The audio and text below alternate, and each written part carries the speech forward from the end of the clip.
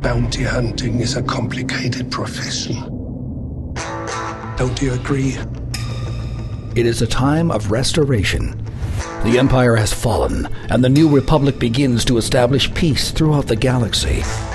But in the far reaches of the Outer Rim, where lawlessness and corruption still exist, a lone gunfighter emerges. Join Siber Wren and D.Vizsla as they track the adventures of the Mandalorian. This is the MandaLorepodcast.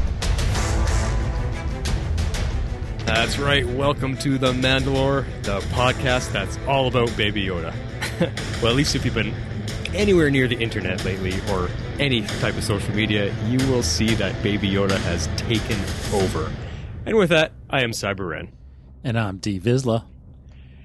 Now, it really is all about Baby Yoda right now, isn't it, Vizsla? It is.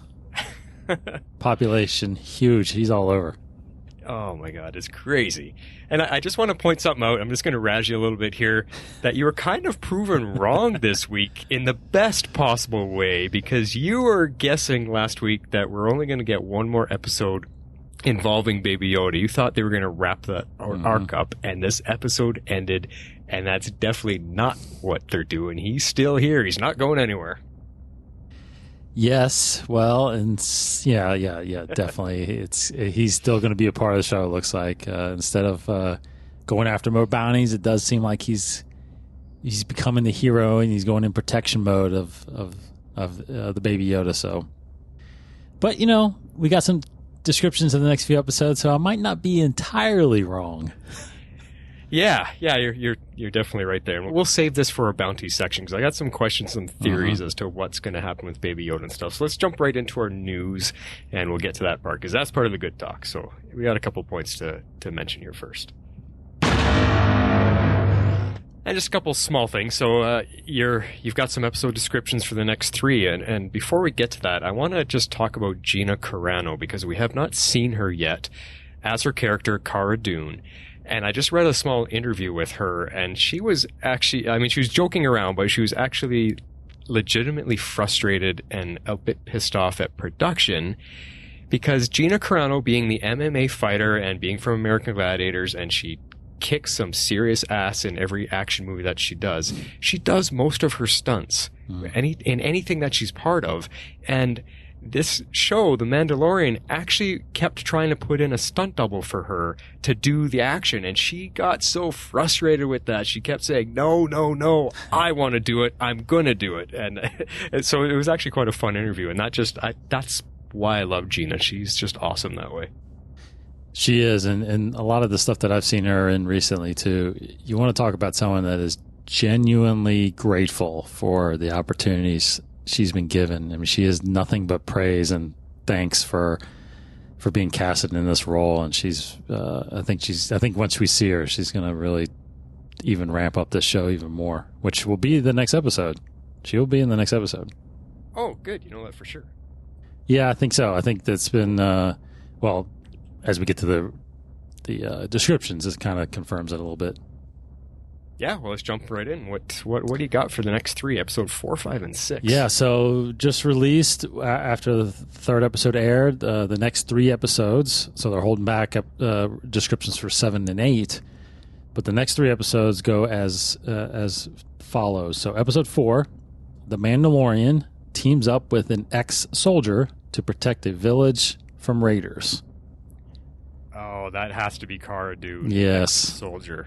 Yes. So this harpens back to the trailer, that we've seen 100 times, obviously, where it looks like there's a shot where looks like she's training some villagers in a sense. The woman that's kind of looks like she's taking the helmet off of our Mandalorian. Right. I think it's that arc that we're going to see now, and why they're doing that, who knows? We'll have to figure that out when we watch it. Yeah, and that probably leads to the scene where they do that high five hand clasping thing, the buddy thing. So, yeah, okay, cool. Episode 5 says the Mandalorian helps a rookie bounty hunter who is in over his head. Oh, that sounds fascinating. Yeah, a rookie bounty hunter. Who could that be, and who would take on the job of a bounty hunter in these trying times? Well, I have a really weird theory about that. Okay. I'm leaning towards that being the return of IG-11. Oh, what? And calling him a rookie? Well, because I feel like his memory was wiped because he got shot, but he's still IG-11. Okay. So it's like he's starting over, as a bounty hunter. That'd be cool. Because he's got to come back. So yeah, that's the only thing I can think of is that he's back, and Mandalorian's like, Mando could be like, "Oh, sorry, I shot you," and he's like, "Well, I don't remember you shooting me," So he's like a rookie, So that's the only thing I can think of. Interesting, but from our perspective, we can see when somebody's in over their head. But would a droid even acknowledge being in over his head? Because the droid, he was in over his head in the scene that we saw him in. That's interesting. That's very true. Yeah, I don't know. That could be cool, though. I would love it to be IG-11, and then that's how they team up. And these characters got to come back. I want IG-11 to be more part of the show, and I hope Cara Dune is not just a one-off, just a one-episode character. I hope she ends up joining, because they're going to bring her in. All this publicity, everything that she's getting right now, it can't be for one episode. No way. Yeah, I agree with you. I actually feel like she's going to be in the rest of the way, and we already know she's done some scenes for season 2, so... Oh, okay. Well, there you go. She'll be around, I think. Episode 6 now says the Mandalorian joins a crew of mercenaries on a dangerous mission. A crew of mercenaries. Okay. So mercenaries are a bit different than bounty hunters, although they kind of do the same thing. They get paid to go do a job. Yeah, usually it's killing, I guess, right?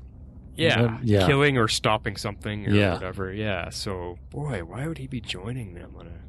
Dangerous mission. I don't, Unless it's something, that he's definitely against, like maybe it's the Empire. Maybe it has something to do with stopping the Empire, and he'll be like, hey, I'm in on that. Let's go. Yeah. Now, does any of that sound like Baby Yoda's involved? It doesn't fit. He doesn't fit in. Yeah, what's he going to do? Throw him in one of those baby backpacks and take him along? Yeah, I feel like, and it's funny, I just thought of this, but I feel like it's possible. Well, I don't want to get too ahead of ourselves because, I'm sure we'll bring this up, but, based on what happened in this episode, it could be that the other Mandalorians might take the Baby Yoda. I don't know. Or, yeah.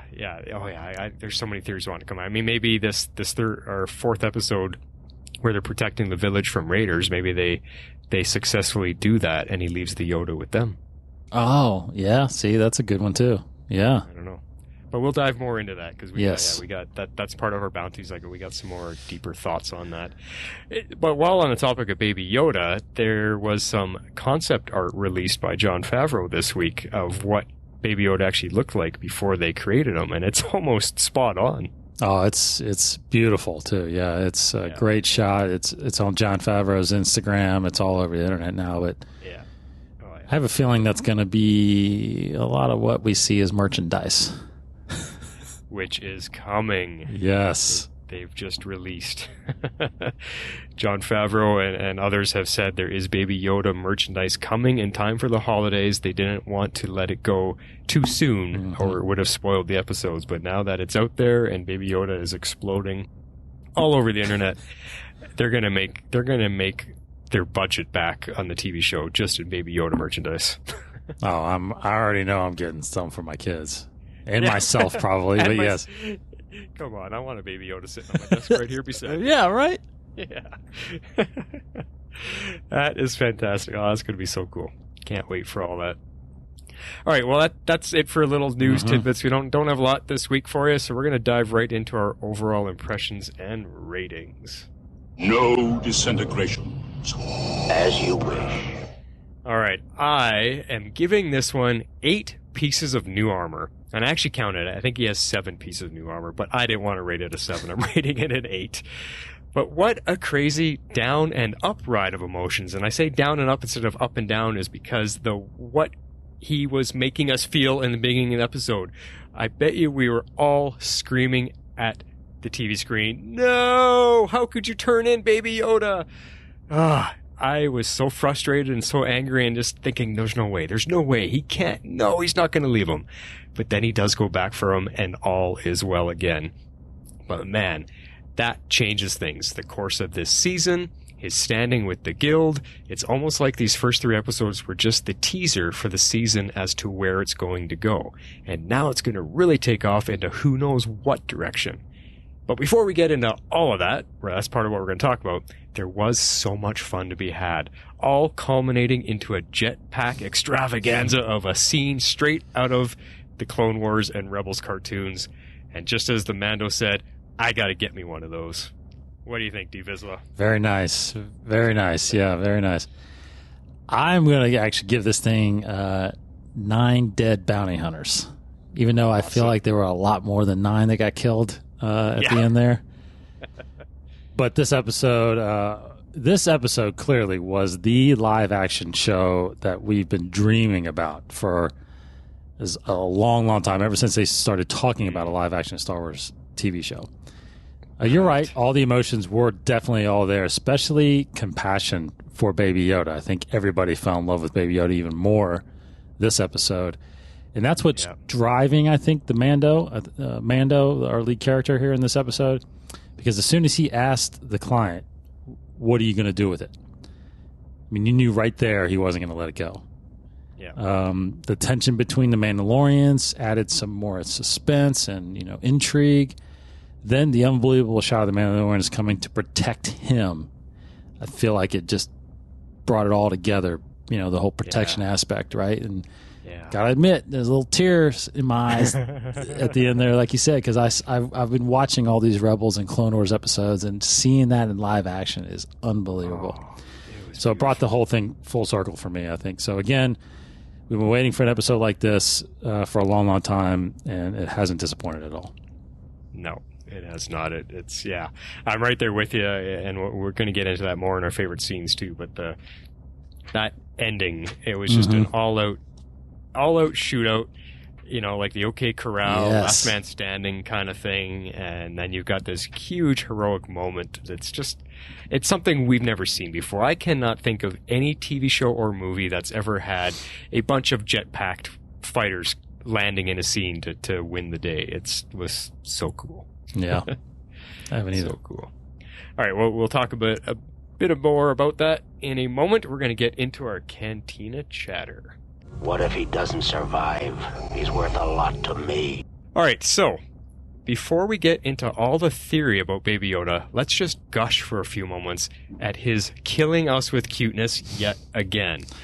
Especially for me, I think the cutest scene in this episode was when they landed and he was going to go turn him in, and they're walking across the shipyard there, and his ears were flopping in the wind from all the engines. Oh my God. It just crushed me. He was adorable with his ears flapping. He's kind of blinking because the wind's in his eyes and stuff.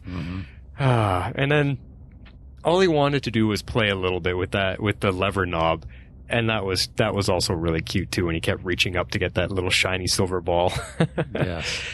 I think the part for me is when they were dragging him away after he turned him in and they're dragging him away. That's when he really let out a little scream for Mando, just like, no, he's so. That broke my heart.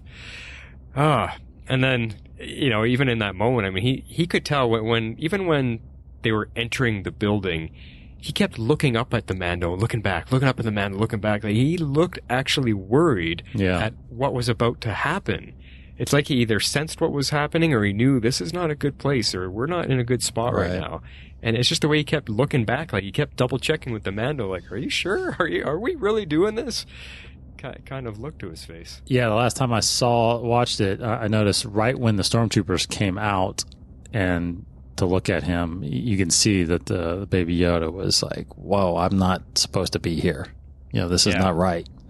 Yeah, because his ears kind of dropped. Yeah. Ducked down a little bit. Yeah, he's fully aware that it's a bad situation for sure. Yeah, exactly. But oh man, when they dragged him away, that just broke my heart. I know. But I'm with you on the cute. You had the engines part. Mine was definitely the knob, I think. Because the end just brought it all back together when he just said, here. Yeah, here, play with it. It's so cool. It's so fun. Such a fatherly moment, or a babysitter moment, or whatever. Yeah, it was so cool. It's a neat little bonding moment for them, I guess, and a nice connection for us as viewers. It was too irresistible. So I wanted to bring up the fact that Werner Herzog's character, obviously coming back in this episode, when he's coming back, that he's still simply just referred to as the client. I was hoping we would get his name by now, but no such luck. I guess your name has to be said in the show to actually be credited as a name, because we've got the doctor's name, but we don't have his name. So I don't know if it will be significant or not, but I feel like he's been because I don't think we're going to see him again, possibly the rest of the season. So that's what I was going to ask. I was going to wonder if he's coming back or not. Yeah, I mean, is he going to be pissed off at the Mando for destroying his plans, and will he come back again? Yeah, I don't know, because it depends on where he stands as far as who he is in the society right now. I don't know if people are recognizing him as any kind of like governmental leader. Obviously, probably not. Yeah. Sounds like he's just a hired person, or someone that hires people to get stuff done, and he's nowhere to be seen when Mando's there, trying to save Baby Yoda anyway. So he might be long gone by that point. That's true. Yeah, because he turned it over to the doctor because he wouldn't have been long gone, because remember when the Mandalorian first showed up, he used his gun scope and tuned in with his helmet to see through the wall so he could hear them. And you heard the client talking to the doctor, and that's when he's like, I don't care, just get it done. Yes. And then he leaves, and then the Mandalorian goes in there to get him. So I don't know, maybe in all the ruckus, he's like, oh, I'm out of here? Yeah, maybe. Hard to say. But he couldn't have been too far away. Yeah, interesting. Yeah, it's funny. Just no name for that guy yet. No. Now, a question for you. How mad did you actually get when he turned in the Baby Yoda? Were you believing that, no way, he's not going to do this? Or were you at the moment going, oh my God, how could you? Like, are you actually going to be a bad guy in this show? Well, it's funny because when you pay attention, and this is almost unfair, I guess, in a sense, but when you pay attention so closely to marketing materials, because you're kind of in the video business too. I'm in the video business here in town, and right. marketing is essential to my day-to-day job, and it's I knew he had to take the Beskar because he was going to make his armor, right? So there's no way he could have walked out of that right at that point with the Beskar and the child. So I was definitely under the impression that, okay, he's going to let the child go, take his Beskar, and then come back for him. Or honestly, I wasn't sure if he would come back for him in this episode, or again, we would in subsequent episodes he may go after him. That part I was unclear about until he asked the question, really, what are you going to do with him? Then I thought, okay, well, he's not done with him yet. He's going to somehow go after him. So I wasn't entirely mad. I was up until that point. Right. I was I guess angry isn't the wrong word. I was feeling disappointed or let down. Like, no, what if something happens? You don't know. Maybe they're going to go in and kill him right away. Or you have you're taking a risk. Why are you risking it? But we had speculated last week, like, is he going to come back and save him? We were talking about that. He's got to come back and save him. He's not going to turn him in because. So we saw it. We have ended up seeing what happened. But what I found interesting is when he called him an enemy, and then he said, my enemy didn't know he was my enemy. Now, was that? What do you think that was? Was that to just fool? I don't know if he's trying to cover the fact. I guess they just assume everybody. I was just thinking they assume every bounty is their enemy, or everybody that's not Mandalorian is their enemy. Right. But he was. It's funny. It's good. I mean, it's noble of him to admit, right, that he didn't make the kill, that he's undeserving of the signet, even though she was pretty much ready to give him one based on the Mudhorn. But I'm not sure. I'm not sure. Obviously, he doesn't. I don't think he feels that way. I don't think he feels like Baby Yoda's his enemy. No, No, so he was just using that as a cover because maybe he doesn't trust even those guys that were around him either. Yeah. Okay. Yeah, that makes more sense. Yeah. Seems like that's what one of the points I wrote down was it seems like the enemy is still the Empire, even though. Speaking of enemies, yeah. Yeah, even though the armor mentions, the Empire is no longer, but the heavy infantry Mando was pretty upset that Mando was sitting at the table and making deals with them. But yeah, what I'm curious with that there is if these. Is it him that they don't trust, or is this just calling back on the history that you taught us about in our Rebels Clone Wars breakdown, that all the Mandalorian clans just always fought each other for supremacy? So maybe that's all this was, is they're all from different clans and they just can't let go these old, blood ties or anything like that, or blood feuds, I guess they would be. Well, you can definitely get a sense of, in that conversation, that it seems like the other Mandalorians that are down there are just frustrated that they can't go out, because they talked about going one at a time. Right. And I guess it's Mando's turn right now. I don't know for how long, but these guys are probably, they got to be just, because they got to stay in hiding. And she's talking about that their strength is in their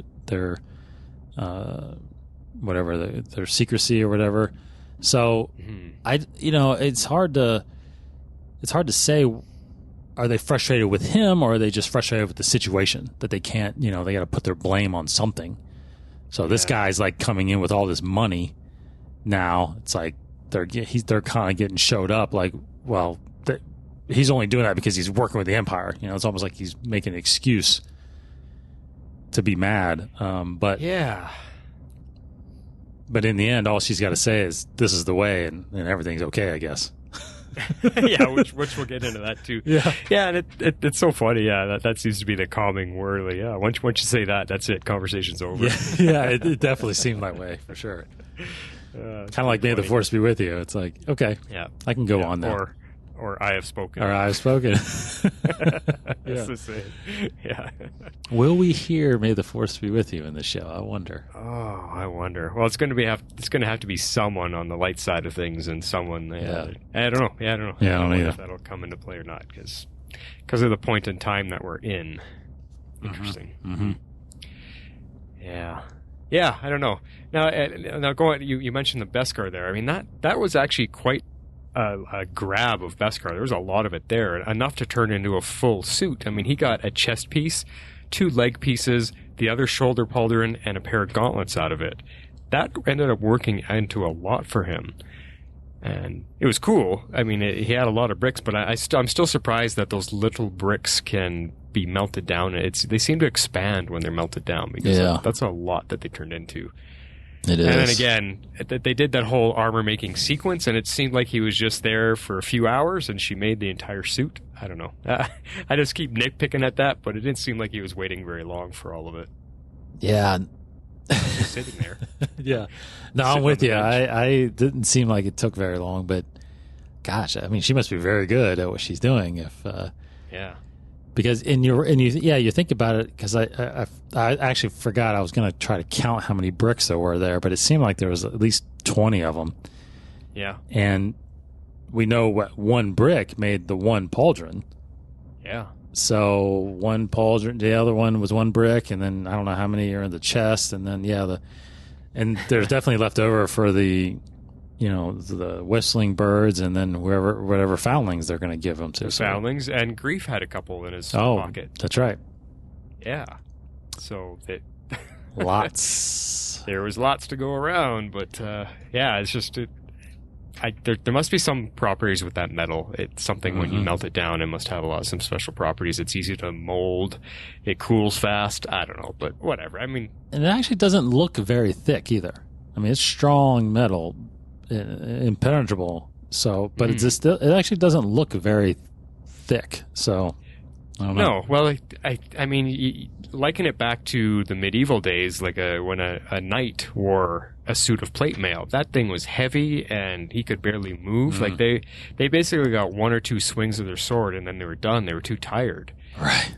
in reality. So this Mandalorian armor can't be like that. I mean, because he's running around. Yeah. He's quite agile in it, so it must be lightweight as well. Because he was carrying that whole canister of them with one hand. Oh. So it must be pretty lightweight, too.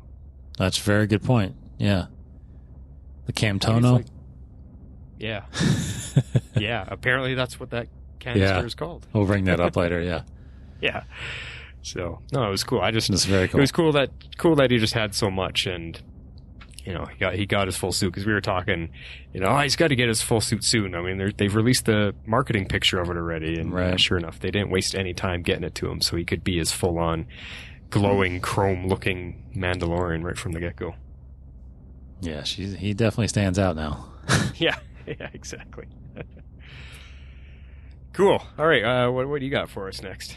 Well, I think that it was just funny because I wanted to make a point that when watching these Mandalorians fly around, especially that last shot at the end, when the one that's with the jetpack flying next to his ship, it was, to me, it was such a call to Iron Man. Yeah. And, with John Favreau directing Iron Man 2, it just seemed like the especially with we were on here, the whistling birds. I mean, we knew Mandalorians had gadgets and weapons, and they were very well versed in all of that. Mm-hmm. It just does seem like we're going to be getting a lot more. I mean, we saw the plethora of weapons in this.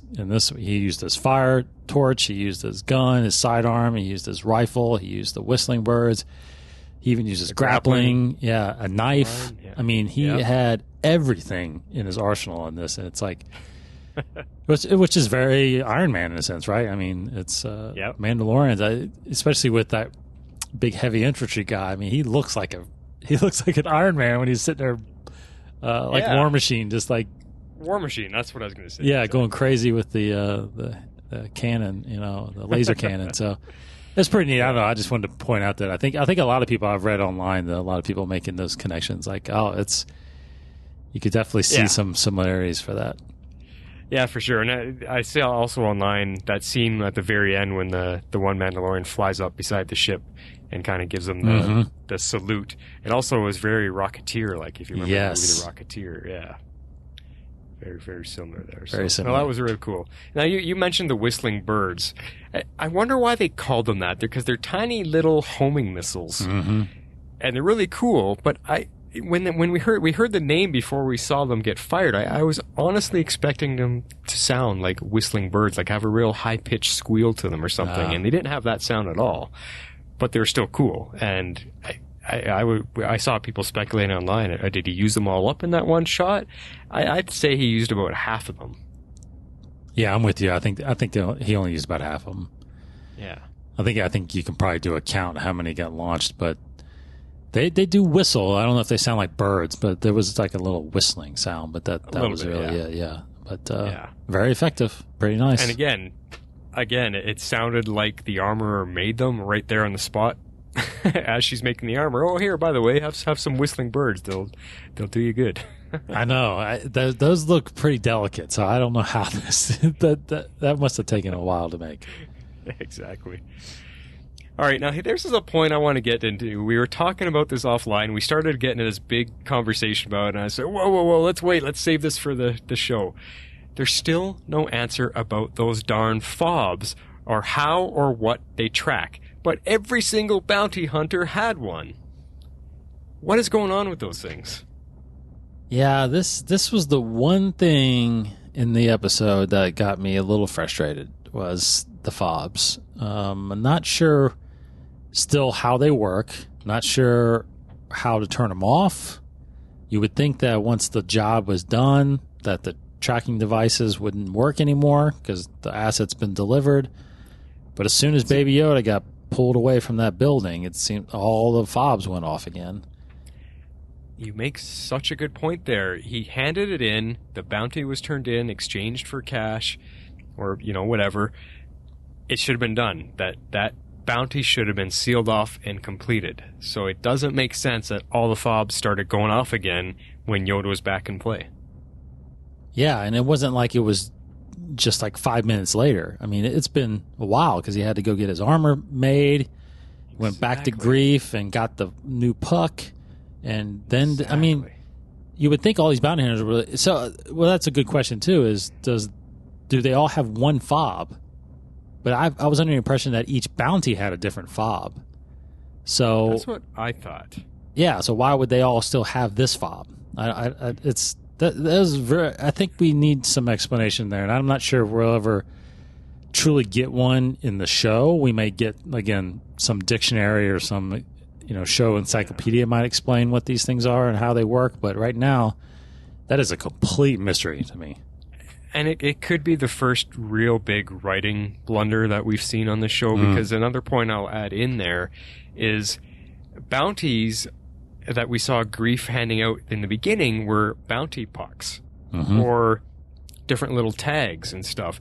That's what the bounty hunters get. Though that fob was a very special one where Grief just said, here's your chit. Now take this chit to go see the guy. This will get you in the door, and he'll give you the bounty. And that's when the client, Herner Werzogs, gave him the fob. So it made it seem to me like the fob is not something that's so readily used by everybody. It's a very special kind of thing, a one-of-a-kind almost kind of thing, that here's a fob tracking this very high-priced target. There's only going to be a couple of these, and yet when you see 30 bounty hunters with them, well, that doesn't make sense to me. I thought this was a high-profile, high-cost target or high-value target. Not everybody in the friggin' cantina should have a fob for that thing. This is what happened to the bounty pucks. Yeah, you know what I mean. The connection I'm trying to make there. They lost something there. I thought bounty pucks were what you get your bounties from. This was a very special service, a very underground. Because the way Grief described it, he said this is a very high risk, high reward job. Yes, I don't send just anybody to go get it, but I'll send you there because I know you're that good. But he ended up giving everybody a fob. Yeah, it makes no sense. Does not make sense, and that's a very good point. Yeah, why would he send them? The only way you're going to get this if you go see the client. So does that mean everybody in that building went and saw the client? Because that doesn't make sense either. No, especially after what Grief said. He doesn't send anybody to go there. Right. It's only, he only sends the best to go get a high-profile target like that. So, it makes no sense. And then the next part is, again, how do they work? What are they tracking? Are they tracking some type of genetic sample? Or I can't even think of what they possibly could be tracking to hone in on the Baby Yoda like that. Yeah, that part, again, it's a complete mystery to me. Yeah. Because I think it kind of harpens back to that second episode when the Trandoshans attack. Were they from Grief's guild, or are they hired by somebody else? Because they had a fob too. Who knows? Yeah. I don't know. Yeah. Because a part of me feels like those Trandoshans were not part of his guild, because, I can get it. We can talk about this briefly now or later, but the code, the code that he's referring to, the code of the bounty hunters, or the code of the guild, you're not supposed to attack and steal a bounty that has already been captured. Especially from another member. Correct. From another member, correct. Yeah. So it definitely brings up the fact that I think those Trandoshans were hired by somebody else. Yeah. Yeah. They got to fix it. That's just a little. There's too many questions revolved around these things, and I don't want it to be left alone. I don't want it to turn into a hokey thing where we're going to keep coming back to it. Why? Yeah. And they've explained nothing, and I don't want that to happen with this show. So I hope they smarten up and they come around and give us an answer to that. Because the Mandalorian even asked. He said, "How many of these did you give out?" And he said everybody. Yeah, everybody's got them. But he even asked Herner Werzog's character too, and Werner he answered with, "Well, I had to make sure." Yeah. So I don't know. It's confusing. I don't know.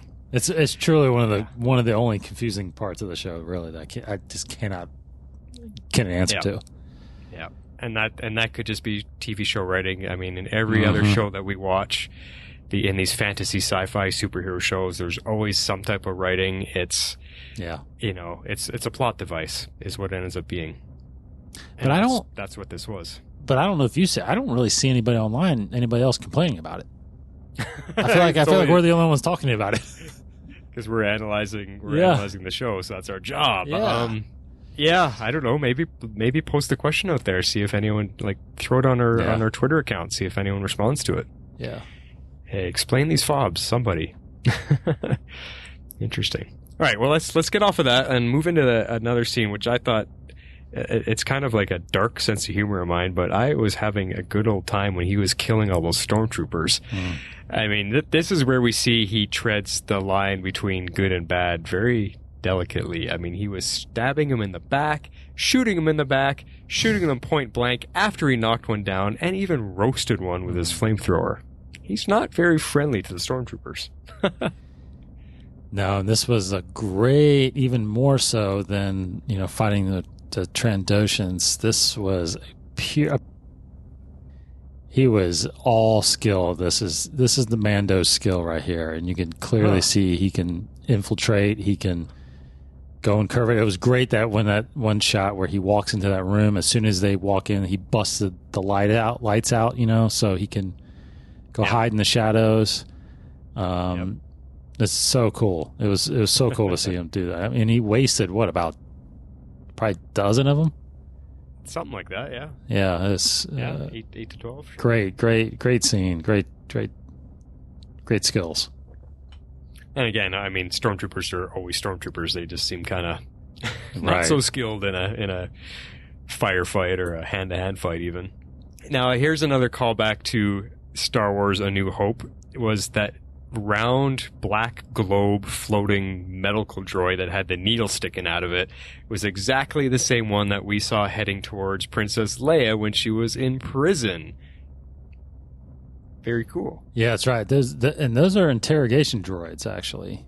So that was kind of weird to see. I mean, I guess there possibly could be medical droids as well, but they're mainly interrogation droids. That's what they were. That's what the droid was doing in New Hope with Leia, was interrogating.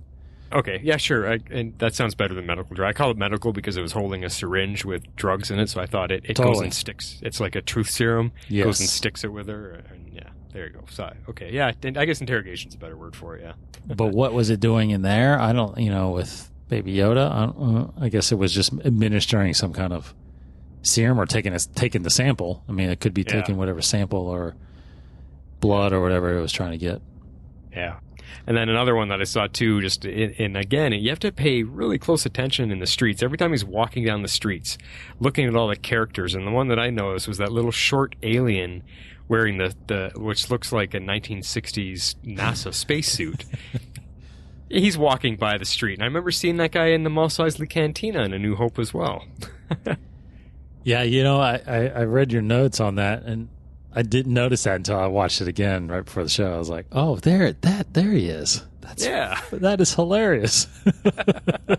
Now, whether it's the exact same guy or that's what his species wears as clothing, I don't know. But I thought, there's a Mos Eisley guy right there. Right. No.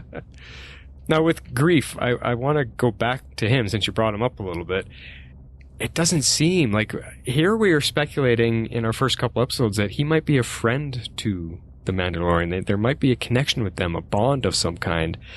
It doesn't seem like he might be much of a friend at all, because he was so angry that the Mandalorian broke the guild code that he actually goes after him with all the other bounty hunters, and he's shooting at him and trying to take him down.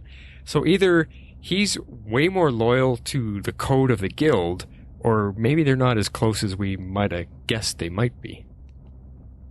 Yeah, I'm on the first one you said there, because I think he's all about the code. I think he's all about his clients. I think he knows that if he lets the Mando go, or if he is okay with this, then it's going to look bad for business, that the bounty hunters may not follow through with what they're supposed to do. That's a good point. Yeah. So I think he's got to fix it, or else he could be out of business. So I don't think he hates him, because obviously he made him a rich guy. But this isn't the way to do it, for sure. Yeah. yeah, don't break the code because I've given you a lot, so don't break our code. Yeah, that makes sense. So, thing is, the Mandalorian shoots him, or no, who shoots? Someone gets a shot off, but it hits him. Yeah, that was in the ship. It was in the Mandalorian ship. He gets a shot off, hits him right in the chest, so it obviously was a kill shot. Luckily enough, good old Beskar in the pocket there absorbed the shot and he survived, so he might be back. He will be back. Do you think, that's the big question, do you think he knew? Do you think the Mandalorian knew? That he wasn't going to kill him? I don't know. I mean, it could have been a defensive shot because Grief was just firing like crazy through the smoke trap that he set. So he was looking for the kill shot. So maybe he's shooting back in self-defense. I don't know. I mean, he's deadly accurate.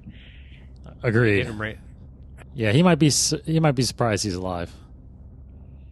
Yeah, but there's a chance he may have known that because in the bar, remember, Grief pulls out and goes, "Look, I'm a rich man too," and he pulls out the Beskar and then slides it back in. So maybe the Mando knew, hey, that's where I'm going to hit him. Yeah. Just to get him off my ship. Yeah, I know. I guess we'll have to see, but I can't see that being the last of Grief. I can't either. No, definitely not. Yeah. So that's. But it might be the end of the guild because I don't know if he's got any bounty hunters left. Yeah, maybe if that's the only guild in this town, or does the guild? Because I think the guild stretches far and wide through the galaxy on different planets. So are there several guilds? Yeah. Who knows? Yeah. See, and I heard you guys talking about that on your show, and coming from the book The Bounty Hunter Wars, which takes place just after Return of the Jedi. They only talk about one guild. It's the guild. Mm-hmm. There's only one bounty hunter guild, and if you're a part of it, you're a part of it. But it stretches throughout the galaxy. So I don't know if they will be drawing on that source material for this show, that there is only one guild. Very interesting. I think you're right. I think it probably is one, because you think of any kind of guild or union, it's usually just one, and it kind of stretches out, and they have different offices all over the place. That you can go. So it makes sense that it's probably only one guild. Yeah. So we'll see. Maybe, I mean, he survives, so maybe he'll gather some guild people and come after him. It's hard to say. Yeah, who knows? Now, I want to just touch on the town here. I was, from a filmmaker's perspective, I was looking at this town. Every time the camera pulled back to show the town, it looks like it's built in a trench or a canyon on this planet, this desolate, black, burnt-out planet, whatever it is. And this planet now, I'm not so sure it's MandaLore. This episode gave me a different feeling that it might not be MandaLore. But the town itself, it looks like it's just built into a canyon of some kind. It's protected by walls all around it, because when you see the ship fly in, it goes down into this canyon. And it looked like there was that one shot especially. It was just stretched out like a bowling lane. There's this one big lane, and the town is within it, but then the planet was just completely barren on either side of it. Did you notice that? I did notice that. I don't think we got a shot like that in the first couple episodes, because it seemed like he lands and then walks straight in without going down into this canyon or whatever. So, it was interesting to see that. It didn't seem like, when you're walking with him throughout the city, it doesn't seem like it's surrounded like that. But obviously it is, and unless that was like a back part of the town that he was walking out of, that kind of looked like that. But, yeah, it could be just the entrance to the town or something. Yeah. Yeah, interesting. Yeah, I just thought I'd. But there was definitely, some as he was approaching the planet, you could see a lot more of the full view of the planet from space, and looked like there was some lava streams going on the surface. So it's a very hot, uncomfortable planet. Yeah. I'm pretty sure. Very industrial, probably a lot of factories that were there. Yeah. So then that's, again, these different shots. I'm like, it might not be MandaLore, this one. Right. No, you're right. I'm not sure. Which leads into the next point. The underground lair is a hideout for those Mandalorians, and they're, like we were touching on already in our opening monologues, they're just keeping out of sight. So whether this is MandaLore the planet or not, this is a base of operations for them. It's a hideout. They're sticking together down in this thing, which is what we were speculating last week on. Yeah, I think we've got a pretty good indication that these are the only Mandalorians around, and they're trying to rebuild, or they're trying to stay in secret so they're not, drawing a bunch of attention to themselves, because it seems like there might be some bad tensions for the Mandalorians, and who knows? It could be big targets on their backs. Yeah. And like you had said before in another episode, that this could be one of the planets in the MandaLore system, which is why they're hiding out there. Because I can't see them really going too far away. So, when the Imperial takeover happens and they scatter to survive, they probably just went to one of the neighboring planets, and this is their hideout. They're just hiding, but they're still close. Yeah, it doesn't really seem like... Or I don't know if it seems like it's coincidence that they happen to be right next to a bounty hunter guild either. Yeah. So maybe that's where they're going. They have to, they're hiding out somewhere near those things so they can stay in the loop. I don't know. It's a good tactic, I guess. Yeah, definitely. Now you got a point here about the Clone Wars? Yeah, well, I was just going to say, I thought this was a great, we saw a lot more of his flashback with we did. The kid, as him as a kid and being a foundling or whatever. But they were clear, because I think the first episode, when we saw that, we didn't really hear much. It was more just like, explosions and maybe some low-end cries, But this one, man, there were clear gunshots, and the super battle droids that you see, I just was so impressed that, it's the exact same sounds of their arm rifles or whatever, blasters, that they were shooting with. I think it was, you when you watch Attack of the Clones, which is the first time we see these super battle droids, that's what those sounds were. It was the same exact sounds. I thought that was really cool to hear that again. Right. Yeah. Cool. Yeah, no, that was pretty cool. And I think we'll talk a little bit more about this, but we both agreed that the very end sequence, the Mandalorians all flying in right at the end with their jetpacks, was something right out of the Clone Wars and Rebels. It was so cool, and what a fun shootout sequence. Yeah. No, unbelievable. It just, yeah. Oh, it just was amazing. They had the music. They're all flying in. They're all flying in different directions. They all have different weapons going on, and I didn't even expect it. I completely did not see that coming at all. I was at that point in time, I was thinking, oh my God, our guy is in trouble. He is stuck in this cart. The droid got shot, so he can't go anywhere. He's running out of weapons. His flamethrower gave out on him, and he's being surrounded. What is he going to do? I did not think those guys were going to fly in and save the day. It just reminded me so much of the Death Watch and stuff like that, flying in. It was so cool. Yeah, we got a little bit briefly of Jango in Attack of the Clones when he's fighting Obi-Wan Kenobi on Kamino. He's flying barely, just a little bit, not much, not like this. When I do think back of those movies, like especially in Attack of the Clones, when Jango's fighting Mace in the arena, and of course in Return of the Jedi, when Boba Fett is trying to attack Luke, you wish the technology back then was good enough to where you could have these guys flying around and fighting. Every time I see Return of the Jedi now, I always think back like, wow, they could have made a really good action sequence with Boba Fett fighting Luke. Like that would have been unbelievable. Him float, like why would he land? He should have been just hovering around, just shooting at him. You know what I mean? So you think back to kind of stuff like that, and you're like, I wish they had the technology then to do that kind of stuff. But we got what we got. Yeah. No, it was such a great way to end an episode too, just to have something that awesome come flying in right out of the blue, and the guy because it just seemed like, I think part of the cool factor was that it just seemed like those guys didn't like him at all. I know. But like you said, once they said, this is the way, that was it. Yeah. The deal is sealed, and now they're on his side because they come to his rescue. And he even says, get out of here, we'll handle this. And off he goes. So it just was so unexpected. It was Very cool. It you did question, like you said, whether or not these Mandalorians are still fighting each other after all these years. But when it comes down to it, they're ready to protect each other, which is really neat. Totally, exactly.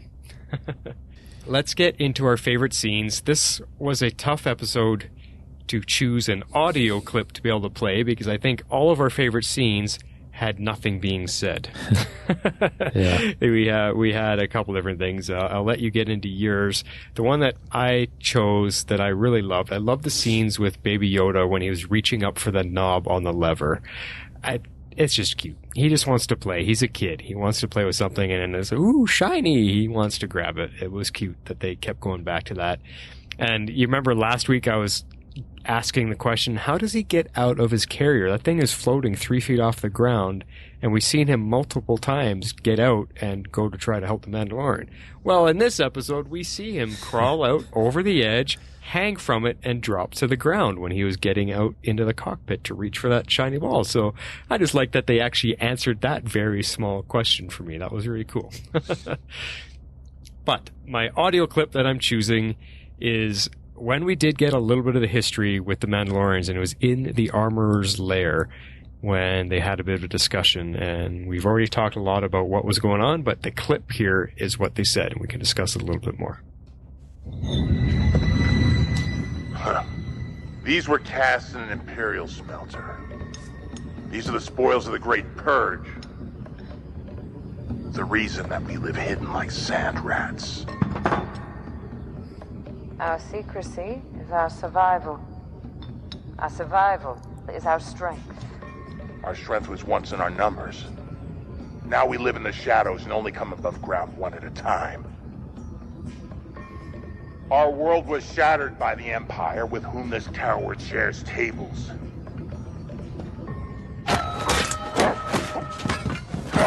The Empire is no longer, and the Beskar has returned. When one chooses to walk the way of the MandaLore, you are both hunter and prey. How can one be a coward if one chooses this way of life? Have you ever removed your helmet? No. Has it ever been removed by others? Never. This is the way. This is the way. This is the way. Well, I guess that's the end of the podcast. This is the way. Yeah. I like that scene because we get a little bit of info about their history as to what possibly could have happened between, the Clone Wars cartoons and the Rebels cartoons to now, because during the movies, we have no idea what happened. All we've heard is that, the Empire basically tried to wipe them out, and it sounds like they got most of them. So it's interesting. I hope we get more info, but it seems like this armorer, she seems to be of higher rank, so some type of leader, because they're all kind of listening to her direction. Yeah, totally. I think hearing that again, that is definitely Jon Favreau. I mean, I heard it that time. Did you hear it? Okay. Yeah. It does bring up a ton of questions about what happened, and I truly think that they are going to definitely explore that. I think this is what Favreau and Filoni have in mind, is to fill the gap in what happened to these guys, to the Mandalorians, and what they're trying to do. Are they trying to rebuild it? Are they trying to stay in secret? I think now the secret's out. I think there's they all kind of revealed themselves. But if they all got wiped out, if all the bounty hunters got wiped out, there's no one going to tell anybody what they saw. So yeah. I don't know. It's very cool. It's very interesting how it goes. Yeah, and we're getting the history that we saw in the 2 cartoon series. Now it's being played out in live action, which is just cool. So I don't care where they go with it. It is just cool that we're going to get to see some of it played out. Come on, you come from Boba Fett, who hardly said anything, and Jango Fett, who said even less, to now we've got full-on Mandalorians, room full of them, all talking, all fighting together. We've never had this before. it's just freaking cool that we've got all these Mandalorians running around.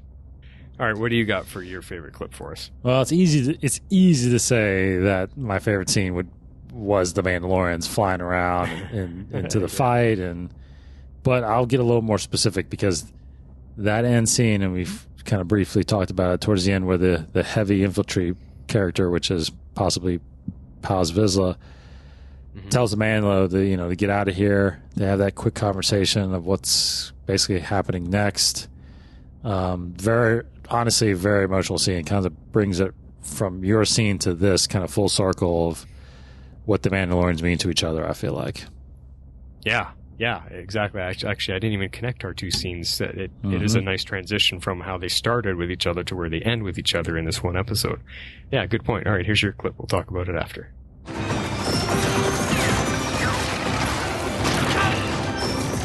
Get out of here. We'll hold them off. You're going to have to relocate the covert. This is the way. This is the way. And much more shooting after that. I mean, so brief, but so powerful. Because these guys just fought each other, just briefly before that, and now it's like, no, this is the way. This is how it is, and we got your back.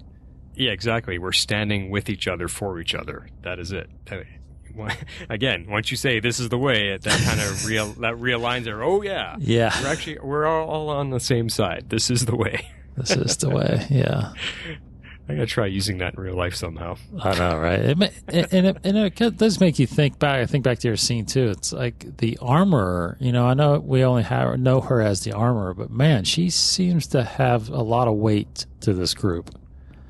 That's what I was saying. Yeah. Whether or not she's the leader, I don't know. It's interesting. Yeah, very cool stuff. Well, there's some definite big questions to be answered still, and I hope with the Mandalorian flying off to do these other missions in these next three episodes that really aren't bounty missions, hopefully they still touch back with this stuff and they still connect. I mean, whether his new Mandalorian friends come to help or not, who knows? We'll have to see. Yeah. All right, let's get into our serious discussion now. The things where all the theories come out, called the bounties. What if he doesn't survive? He's worth a lot to me. All right. The one little thing I want to point out here, well, it's not really a little thing, but we found out the rhino is called a mudhorn because we were wondering about what that creature was. Now, the armor offers to craft his signet out of it. Earlier, she asked if his signet had been revealed in the first episode. And I wonder if we took that the wrong way. Was she asking if he has had a worthy kill to get to bear a signet of it that signifies... because a lot of times, and you can imagine like a bounty guild or whatever, this is the highest job that I've done, and he gets a badge for it or whatever. It's just like if you're in the military, you get different medals of honor and ranking bars on your shoulder or whatever. I was wondering if this signet is the same kind of thing. Like, you killed a mudhorn? Okay, you should wear a signet on that so everybody knows you were able to single-handedly take down a mudhorn. Is that all that could be? Because we were questioning what the signet is in the first episode when she said, has your signet been revealed yet? And he's like, no. And that threw us off in a completely big conversation on what does that mean? Like, does she know who he is? Or I don't know. What do you got about that? Yeah, I think the mudhorn is definitely, I think when she heard that story, she is definitely assumed that was it. That was the symbol that would fit him best because he killed a mudhorn, which obviously probably is very difficult to do. Now, I tried to do some research a little bit and do some digging on, Mandalorians that we've seen from the Clone Wars or Rebels, and most of them do have a symbol on their armor. Back then, though, probably I would assume it's more clan-based. Each clan had their own, and that's what we talked about, possibly a signet meaning from the first episode, is maybe he doesn't know who his clan is, and he's trying to figure that out. And maybe, but maybe they're past that is what I'm kind of starting to speculate, is that they're they're past the old ways, like the old ways of the clans and the families. I'm not sure if that may even exist anymore because of everything that's happened. Maybe they all got wiped out again, and there's only so many left, and they're all kind of just regrouping and rebuilding a different way. Okay. So the symbol would be something that he wants to use as his maybe his family crest or his symbol that's going to lead his family or his clan or whatever that is. And he's got to figure one out. Maybe it comes in the form of a kill like that, or maybe it's just somehow some symbol that gets adopted that he creates or designs or something like that. That part I couldn't really find an answer to, but I think it could be because of the mythosaur thing that they, the main symbol, I guess, of the Mandalorians could be something like that. What's a worthy opponent or animal that you basically kill as a trial almost, and then inherit that as a signet. That sounds like that would work. Yeah, you know what you're making me think of? It could, if you think back to like King Arthur and the Knights of the Round Table, each knight had his own symbol. There was the Knight of the Rose, the Knight of the Shield, the Knight of the Sword. Mm-hmm. So maybe it's something like that it, as a signet, just symbolizes their level of rank within the clan or within the guild or whatever the Mandalorians are in. And he just hasn't, and I guess, and it usually, with the Knights of the Round Table, it always depended on their accomplishments and how much they were able to do. Depended on, because, like the Knights of the Rose were the highest level you could get to. The Knights of the Shield, the Knights of the Sword, so they were I don't know, I'm just hypothesizing out loud here, like maybe, because he doesn't have one yet, he hasn't had a significant kill that establishes his level of where he's at, and a Mudhorn is something pretty worthy, or else she wouldn't offer it. I don't know. It's interesting. I'm wondering if they'll go a little farther into that, because that's the second episode that this signet has been brought up now. Right. Yeah. What's going to be on his armor? Right. That's going to be a big question going forward. Yeah, because like you said, they've all got some type of painted tattoo on their armor, which would have different symbols. So yeah. Interesting. I think it might end up being a picture of Baby Yoda. Just a big pair of ears on his shoulder. Yeah. That's funny. Now, the title of this episode, we were wondering if each episode was going to have titles, and this one did as well. It was called The Sin, which I thought was interesting. What could the sin be referring to? What happened in this episode that is considered the sin? Because it depends on whose perspective we're looking at, or from, I should say. Was him turning in Baby Yoda the sin? Was him breaking the guild code the sin, or was it both? I think it was the guild code, in my opinion. I think that turned, again, I agree, felt like that was such a blatant, disrespect of the bounty hunter code that they're all willing to just kill him and get him out. Yeah. But it also could be, is it referring to anything he's doing with the Mandalorians? Like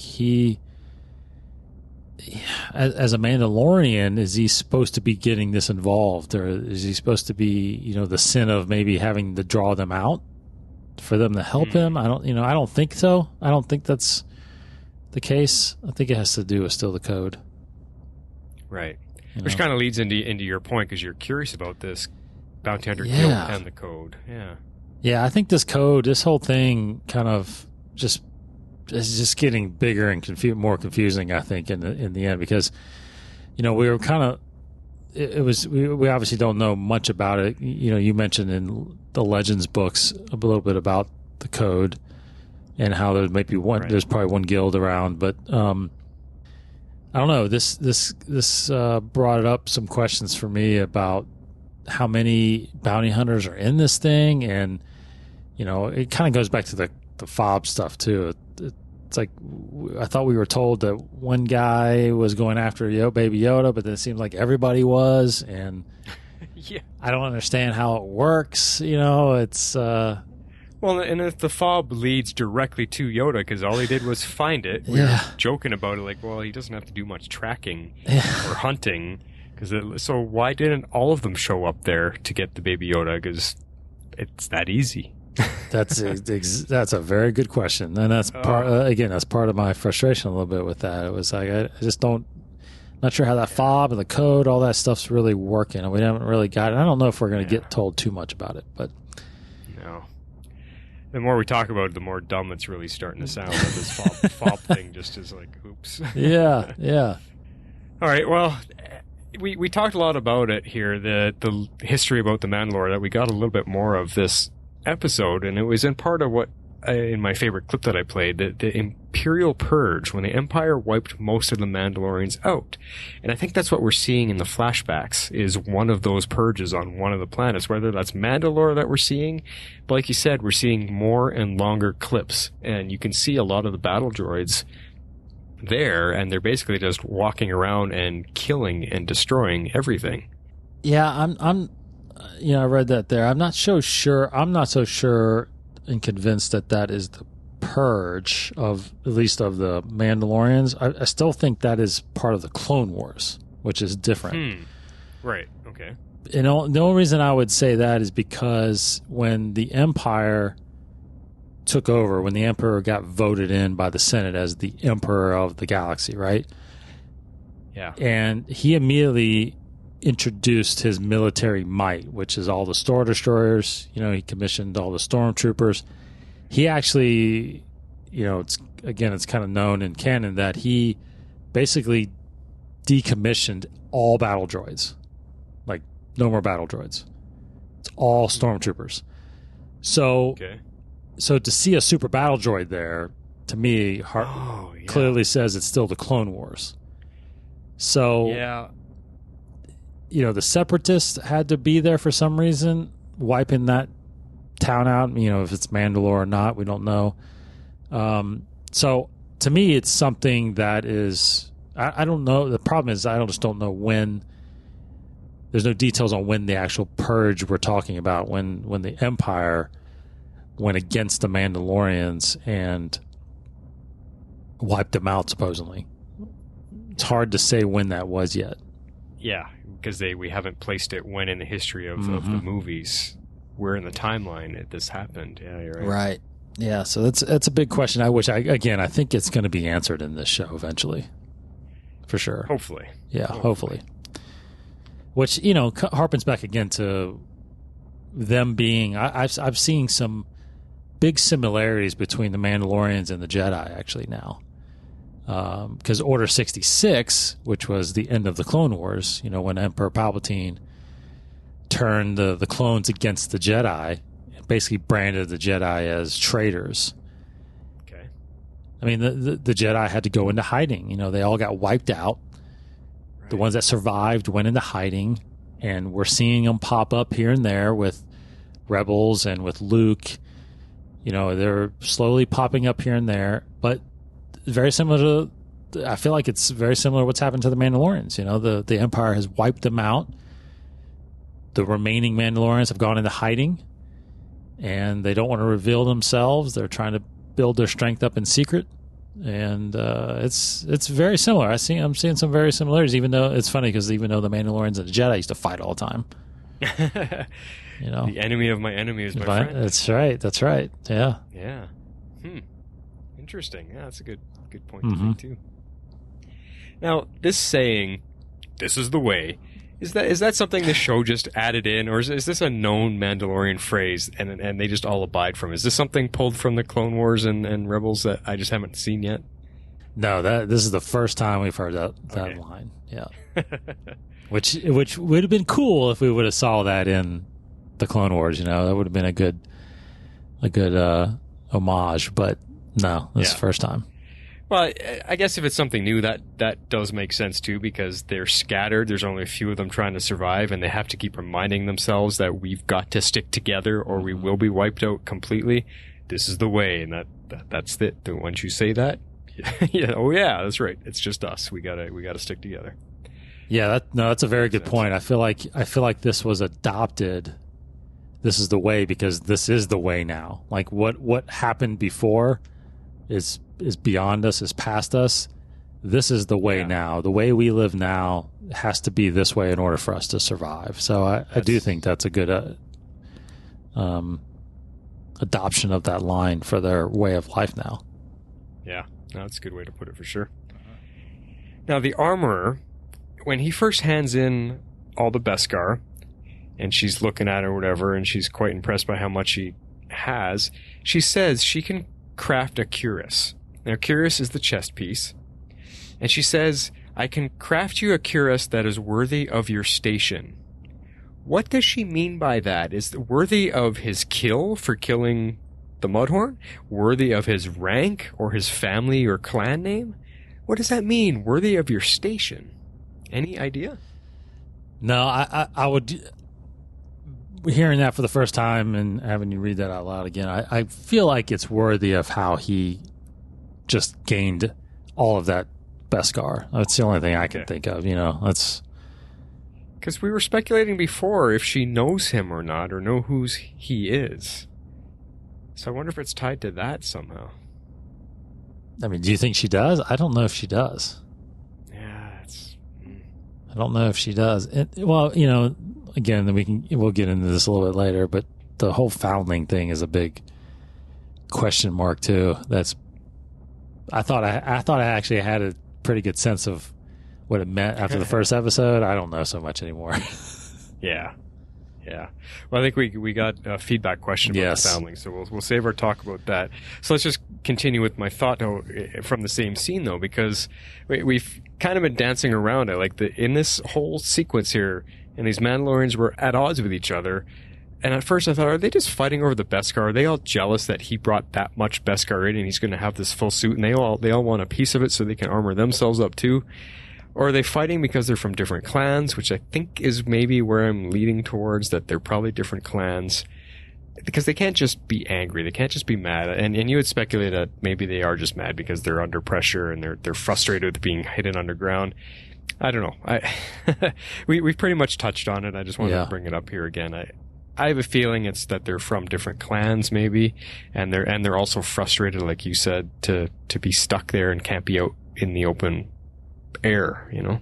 Yeah, it was surprising to hear again that they are going out only one at a time, and not together or not at different times, trading off, or even several of them are going out doing bounties or whatever. And I guess it's a question too of whether or not they're all bounty hunters.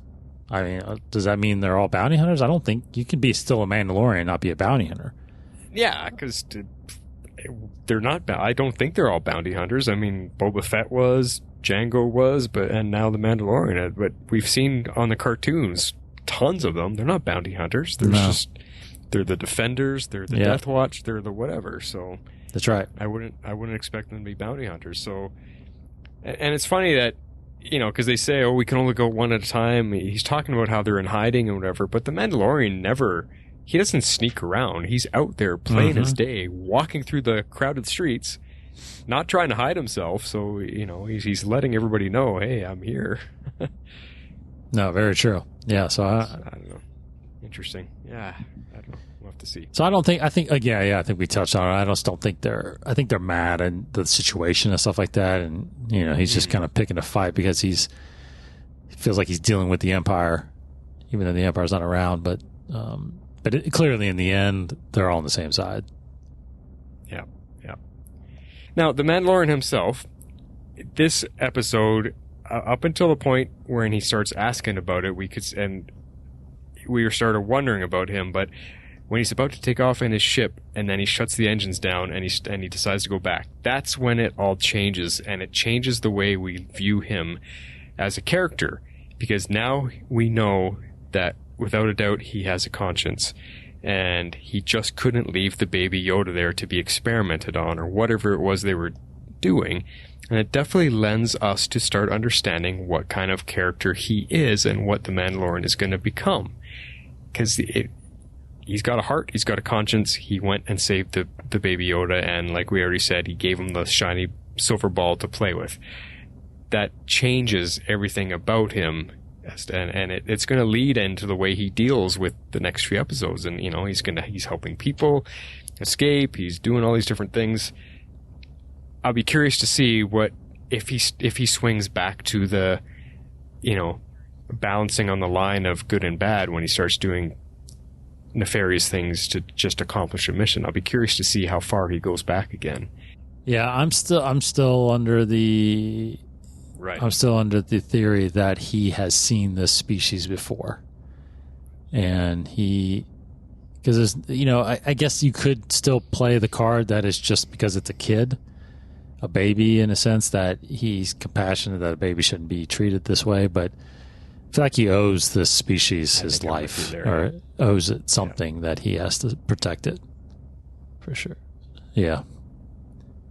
Like that shot we see in the end there when he's getting his armor, this flashback where the battle droid opens up the compartment he's hiding in, and the next shot we see might be droid, Yoda taking out that. So he's got the kid dead to rights. That battle droid. So he would have, so something, you're right. They are leading up to something. They're leading up to a big reveal in those flashbacks. Now, we've seen it 3 times. And remember, the mother and the father have only been credited with 4 episodes, so we're going to see it one more time. Maybe we'll get you're right. Good call. Good catch. Yeah. I know. Seems like he only starts remembering when she's making armor, though. Maybe he is there for days on end, so he just sits there and thinks and meditates, and that's what his mind goes to. Yeah, I'm not sure. All right, now let's start getting into a little bit about Yoda here, because we hear Werner Herzog's character say, "Just extract the necessary material and be done with it." That was his exact dialogue when the Mandalorian was spying on him through the wall. What does that mean? Do you extract the necessary material? Is this the midichlorians we think he's talking about? That's a great point right there. I think it could be. I definitely think it could be, especially if this doctor, you know, again, there's rumors out there that he's got his patch there as the Kaminoans, and they're big cloners. So are they extracting, blood from Baby Yoda to clone? Are they trying to study him? Are they trying to, make a bunch of Force users? I don't know. But they had that conversation. We go back to that conversation that the Mando eavesdropped on, and Werner Herzog, the client, was saying, just do, like you said, just get the material and be done with it. But the doctor keeps saying, no, we're supposed to be delivering this thing alive.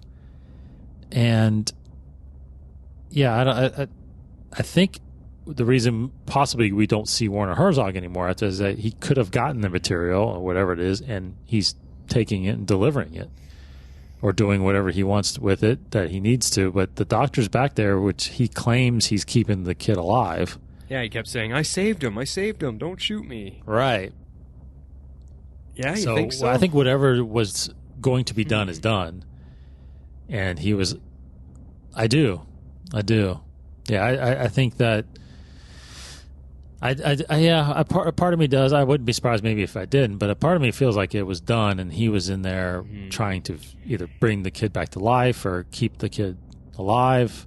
I feel like the doctor was trying to waste time a little bit. He was hesitating because he didn't want to hurt the Baby Yoda, and because we got to keep him alive. We were told to keep him alive, and Herzog's like, just get it done and do it, and he leaves. And the doctor had Baby Yoda obviously unconscious with something, and that's why when we see the interrogation droid come in, because it was going to administer the drugs to whatever. Maybe that droid was going to extract the material or something. Hard to say. I think he was just hesitating, or trying to waste time so he could do something about save. Because he kept telling Mandalorian, I saved him. I'm not going to hurt him. Please don't shoot. Maybe he was starting to have a guilty conscience himself and not really want to do what it was he was supposed to do. Oh, yeah. That's interesting. That's the other side I didn't think about. Whether or not the deed had been done or not yet. Did he save him in time before they extracted anything, or did they already extracted anything? And maybe that's what the rest of the the episodes could be about, is going after and finding those answers of why they took him why they wanted him. Because I think he is curious about that. I mean, he obviously had compassion about saving Baby Yoda, but his answer was, or his question was always, "What are you doing with him?" Yeah. What are they doing with him? That's the big question that we want to answer too. Extracting midichlorians to be able to clone those and inject them into everybody. It's hard to say. I would love if they brought. I would be the part of the few fans out there that would love to hear them mention midichlorians. Well, I mean, it's canon. It's part of the story. That's what. If you have enough of them, you're stronger in the Force than someone who doesn't have as many. That's just the way it is. So accept it. People who don't like it, accept it. All right. Well, our biggest question, I think, for this episode, as the ending nears, and we were wrong. He's rescued Yoda. He's taken him with him. What is the Mandalorian's plan with Baby Yoda now? We were talking about this off air. We started getting into it in our opening statements. What is he going to do with Baby Yoda? Is he going to take him on his missions with him? Is he dropping him off somewhere? Is he giving him to someone to take care of? Is he returning him to his mom and dad? Well, if it's Yoda's kid, can't be his dad, but what's he going to do with him? What are your theories on this, Vizsla? I think, based on the descriptions we read for those next 3 episodes, I have a feeling, you kind of brought it up like you said, I have one of two ways. One, I think he could be giving the kid to the Mandalorians to protect while he goes and does these side missions or whatever. But I think they're related. I think what he's planning on doing, like in the next episode when he goes and meets up with this ex-soldier, which is Cara Dune, I think he's trying to recruit some people for some kind of mission. And again, we see that in description of episode 6. They go on a dangerous mission. I think I'm starting to feel like that mission has something to do with Baby Yoda. Either going to find out what they're doing with him or what they're using his blood for, or if they're cloning. It's like, I think there's a mission there that comes up that they're trying to stop whoever's doing what they're trying to do. So I feel like the kid is going to be laid low for a while now. I like your theory that he could be taking him to this village to protect. And that's who the raiders are that are they know that the kid's there and they're trying to, raid. So he stays back to defend. I can go with that too. Yeah. I think it's one of those two things. That's as much as I got too. It's hard to say. I don't think it would be drawing on that whole adventures and babysitting thing too much if he ends up bringing him along for all of these missions. Because I don't know if they could do it in a way that is not corny and not cheesy. If he does sling him up in some type of backpack or builds a new carrier for him and he just brings him along knowing that Yoda can help him if and when he needs him to. Would that be too much to have this little baby partner alongside him for the entire time? It might start getting a little too silly. Yeah. Yeah, as much as we love Baby Yoda, I think so. I'm with you. They've got to do something with the story and not just have them there just because you can't have something cute and then try to be in a massive shootout scene and lots of killing and stuff. I just don't think it mixes well. Yeah, agreed. That is it for our bounty section. I think we got some feedback from some fans. I'm curious what they have to say. Let's get into that section. He's no good to me dead. All right, first up, we got an email from a new feedbacker, and it's Brandon Taylor. And Brandon writes in saying, "It was exactly what I wanted. We got some great character development with Mando and saw that huge fight at the end with all the Mandalorians. 10 out of 10. I'll watch it again. P.S. Does anyone else think Baby Yoda looks like a Mogwai from the Gremlins?" I have seen that said many times. He does look a lot like Gizmo from the Gremlins, but I think Yoda is far cuter. Oh, yeah, 100%. Yeah, but he does look like him a little bit. He does. And he sent us a picture of Baby Yoda when Yoda walked up the ship from the planet and was looking in on the Mandalorian to see what he was up to, and it's a pretty darn cute picture. He looks really curious. So, but yeah, great to hear from you, Brendan. I'm glad you're excited. I'm glad you liked it. 10 out of 10. That's awesome. That's higher than we rated it. So awesome. Yeah. Definitely keep writing in. We'd love to hear from you. Next up, we got a voicemail from our friend X-Force11. He's been with us every episode so far. Let's see what he says this week. Hello, Star Wars fans. This is Jeff X-Force11 leaving my feedback for Chapter 3. This episode got a 10 for me. Ooh. The action/fight sequences were excellent. I love the plot development and the character development in this episode. I absolutely loved seeing the Mandalorian in his armor and getting to see all of the other Mandalorians fighting for him and the cool variations with their armor. But most of all, I love getting to see the Mandalorian go back and get the baby and run away with the baby of Yoda's species. This episode was excellent, and I can't wait to see what's next. X-Force 11, this is the way. That's going to be the new catchphrase here. I thought it was going to be I have spoken, and it's already been replaced. Yes, it has. Now, what if you combine it? What if you lay down whatever it is you're going to say, and you say, this is the way I have spoken? You could do that. You definitely could do that. That's it. That is it. Once those two lines are said, you're done. Yeah. No, it's definitely could do that. I think he brings up some good points. You know, he highlights a lot of the things. You know, one thing we haven't mentioned in here, which we should have, this episode was directed by Deborah Cho, and gosh, she is getting nothing but praise all over the internet. Fans are falling in love with her.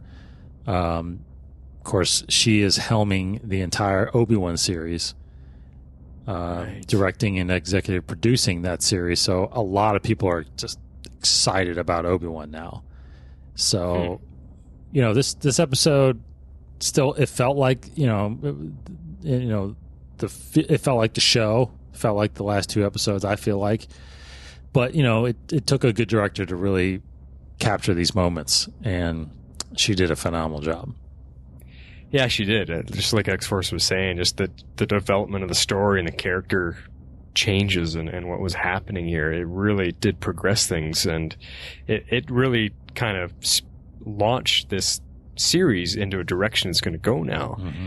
And, yeah, it just absolutely fascinating what she did. And I mean, what if the Doctor comes back? Because I don't know, what if the Mandalorian calls on him again to get more information or something? Very true. I don't know. I mean, there was so much that did happen, and exactly like Jeff said, that ending sequence, which we keep talking about, it's just so cool to see all the different Mandalorians, all in their own variations of the suits and weapons that they were using. It's very, very cool. All right, and next up, we got an email from Parashand, which is Bianca. What does she have to say, Vizsla? So Parashand sent us an email, and she says, "Hello, boys. We're back again, and oh my, have things gotten real interesting." Deborah Cho, who we just mentioned, directed this episode, and she's slated to direct the Obi-Wan series. I am so very excited about this now. One thing I noticed this time around was the landscape of the planet the Mandalorian covert was based on. It looks like the buildings are either built right into or were covered by lava flows. See attached screenshot. So she sent a screenshot of that. And not exactly the best of living conditions. Not sure we'll ever get back to this planet after this episode's events. Yeah, and the screenshot she sent us of was part of the town where the shipyard is, and you could see this cooled off lava flow, like this very hardened black kind of charcoal looking landscape. Mm-hmm. Yeah, cool. Yeah, one planet comes to mind when I saw the lava. There's a planet called Sullust that, if anybody has played the Battlefront games, it's one of the planets you can fight on. It's one of the maps that it's on, and it's part of the campaigns a little bit that you can do on there. A very industrial planet. The Empire built their ATSTs there, so it's very similar. It looks very similar to that. Now I don't remember. I think there were towns actually. Nien Nub the pilot that was in the Millennium Falcon with Lando in Return of the Jedi. Right. He's from Sullust. Okay. So interesting. Yeah, so it very much looked like that. Whether or not it was, obviously, I don't know. But it's very similar when I saw the lava streams when he was approaching the planet. Okay, cool. That's why I wish we would get the names of the planets. It would just help out a lot to know where we are in the galaxy. Character names, planet names, they're holding all that stuff for some reason. I don't know. Come on. Yeah, exactly. So Parashan keeps going. She says, I have to admit, for a good majority of the first half of the episode, my heart was in the pit of my stomach. I just kept saying out loud, save the baby, save the baby, save the baby. We also had confirmation from the doctor that Yoda baby is a male. He did say he. Oh, he did say he, didn't he? Mm-hmm. Very good catch. Yep. We also learned more about this Mandalorian covert. They also go above ground one at a time, which we mentioned. They never remove their helmets or have them removed by another. These particular Mandalorians also choose this way of life. They don't seem to be born into it. That's a great point. That's a great point because, because when the armor says that, you're like, who could be called a coward if they're choosing to be in this way of life? So that is a good point because Mandalorians are obviously, if you're born a Mandalorian, you're a Mandalorian. And maybe she could be referring to whether or not you decide to be a soldier or be this kind of Mandalorian, which is maybe a bounty hunter or something like that. But it is a curious way that she said that. Yeah, very true. She goes on to say the last minute save by the Mandalorian covert, all the jetpacks and flying Mandos. It was fantastic. I knew it could be done in live action. So good. Also, I loved that Favreau voiced the big Mando, listed as theMandaLorepodcast. Boy, she's got a good eye, just like you. She does. She says, I really hope this isn't the last we see of them, especially of the leader. I really do love her. And then she goes on to say, here's a callback to Empire, meaning The Empire Strikes Back. And she mentions the Camtono. Which is that canister that's carrying the Beskar. Correct. So there was a character in the Empire Strikes Back, last seen being carried by Wilro Hood. There's an attached photo for that as well, as he runs through the halls of Cloud City to escape the Empire's invasion. So towards the end, when they're all evacuating, you can see a gentleman running through there with this Camtomo. With the exact same kind of canister. Yes. See, now that's a deep pull. Like, it takes a very keen-eyed Star Wars fan to even notice something like that, because I guarantee you this Wilro Hood, which you've never heard his name before, you would never even remember what he looked like. So to be able to recall that, man, that's amazing, Bianca. You are impressive with your knowledge of things here. Yes. And then she says, one last thing. Did you notice the pale skins of Zabrak in the bar and in the shootout? I think this is the first time we've seen one in live action since Darth Maul. All right, so remind everybody, as Zabrak is Darth Maul's species, which I was asking you about during our Clone Wars discussions. That's right, yeah. So we mentioned that in the Clone Wars discussions. Zabraks were raised as warriors as well, and some of them were chosen to be recruited by the Night Sisters, which are a group of female witches, assassins on the planet Dathomir. And that is where Count Dooku went to... I'm sorry, not Count Dooku. Darth Sidious went to recruit Darth Maul, was from the Night Sisters. And those Zabraks, and of course, if you watch those Clone Wars episodes, you find out that Dooku went to recruit Savage Opress, which is Darth Maul's brother. And he is a dark assassin in the Clone Wars. But anyway, those are Zabraks, and you can there's an episode there where we can see a lot of them training. But apparently there are Zabraks out there that don't get brought into that way of life.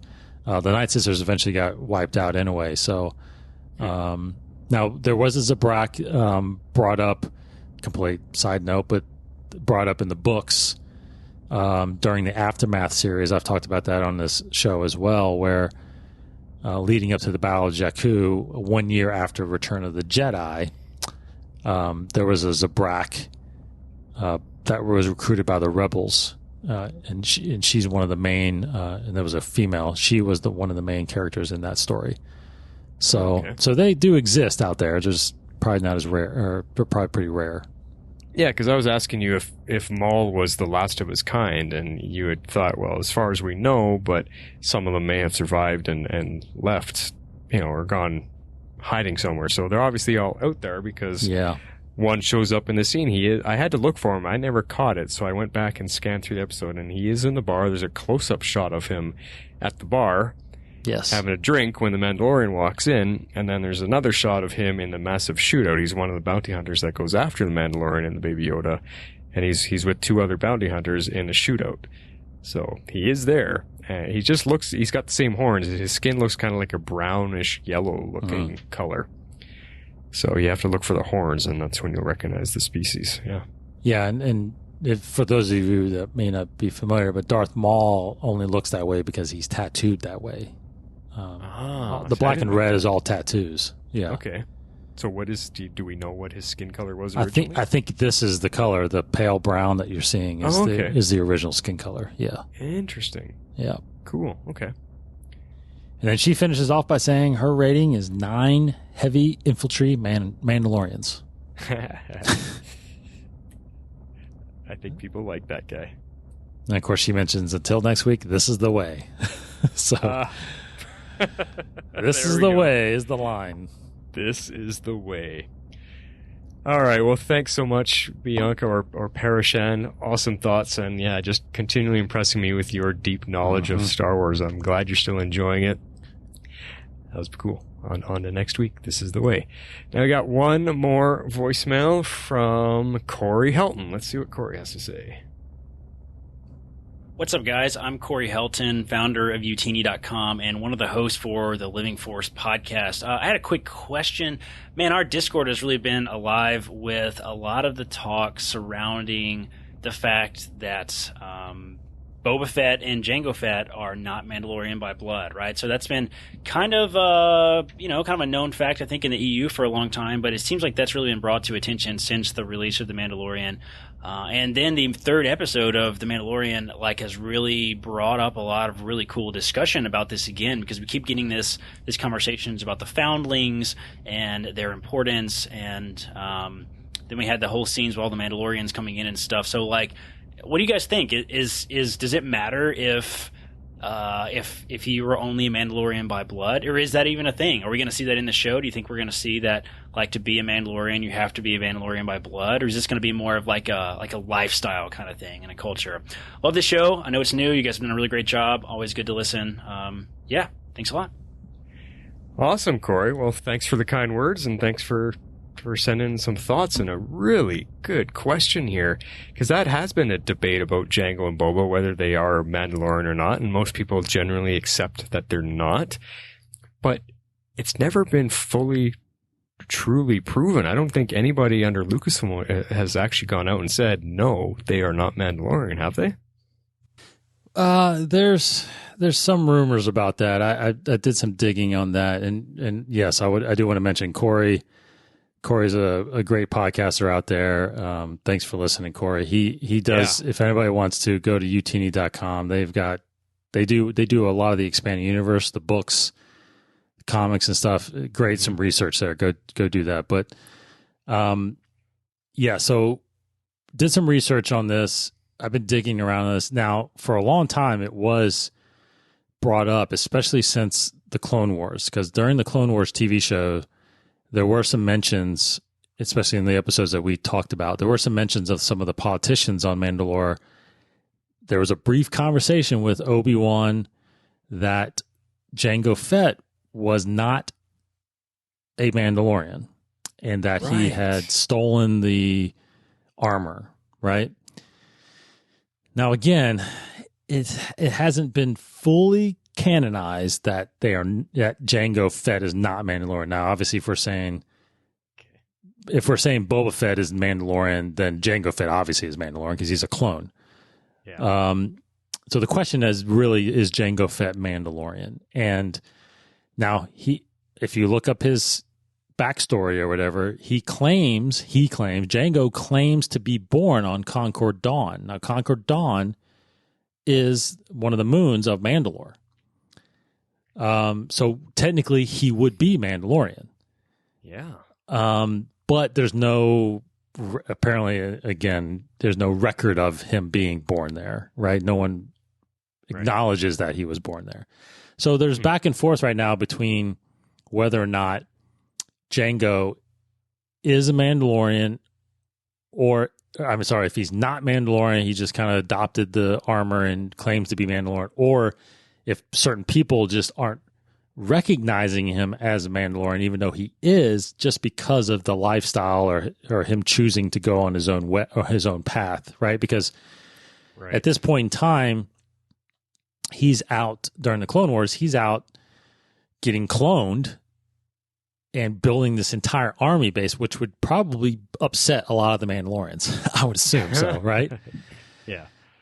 So I kind of hope he is Mandalorian. I think maybe one day we'll get that decision fully. But right now, I think it's still a big question mark, whether or not he is. And then it goes back to part of his question do these people in the show right now, are they actually Mandalorian?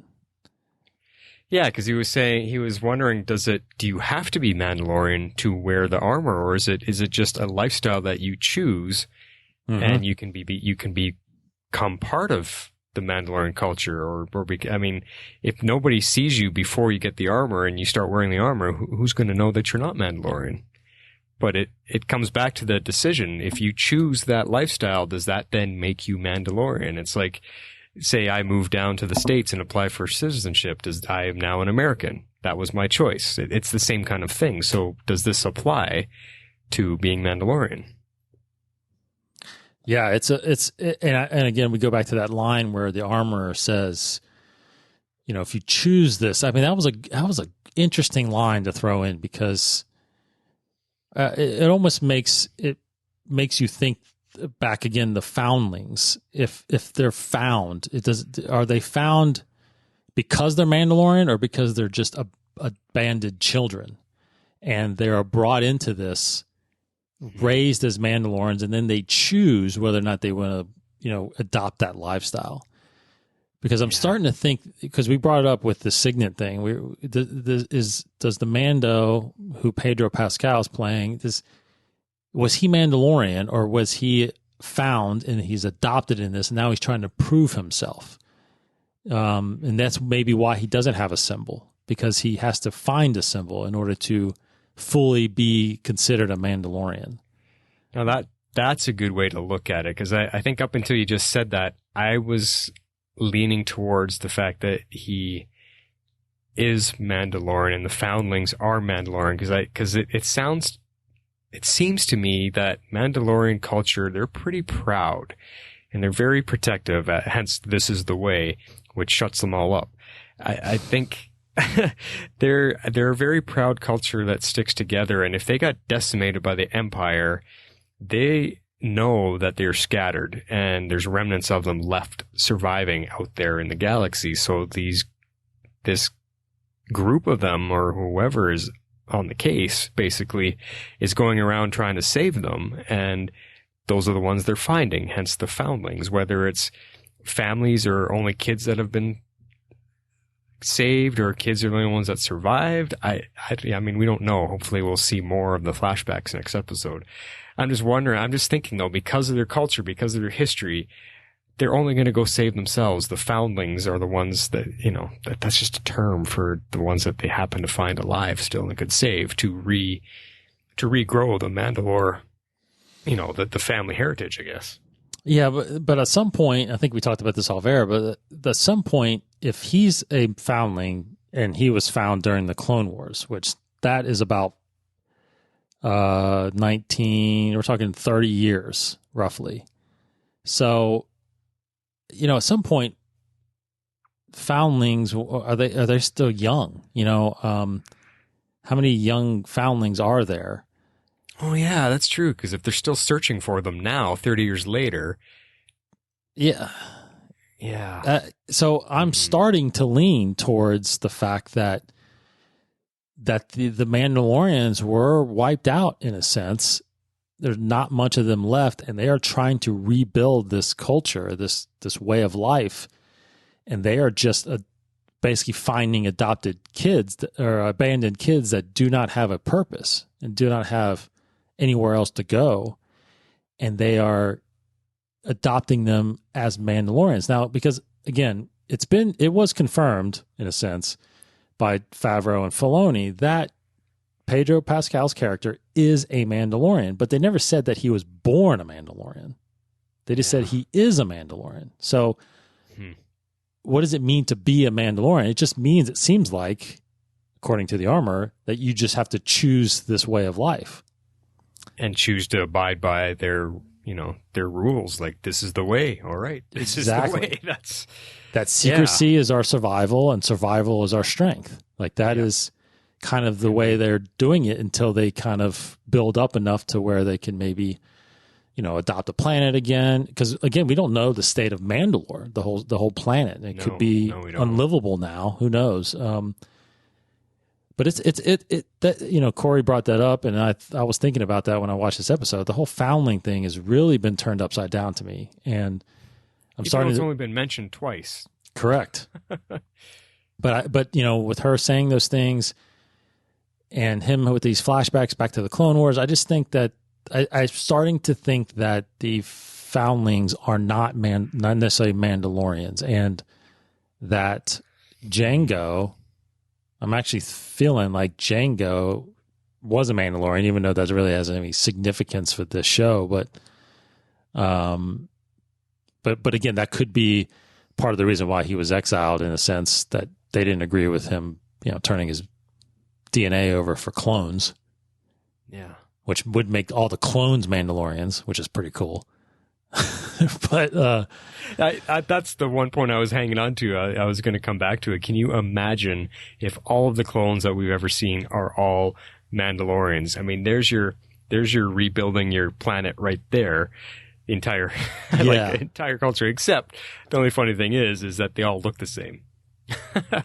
They do all look the same. But do you remember? If you remember, the very first helmet that the clones, because there's several different helmets that the clones adopted, but the first one did have the T-shaped visor, very similar to Jango's. Right. So so they all look kind of like Mandalorians in a sense, Because they wanted that intimidating factor. Yeah. I mean, it was, it makes sense. It would make sense that he's a Mandalorian because of the way he fights and the survival tactics that he has. And, so obviously what makes, he says it in Attack of the Clones, they'll do their job well. I guarantee it. It's like, that sounds like a Mandalorian, right?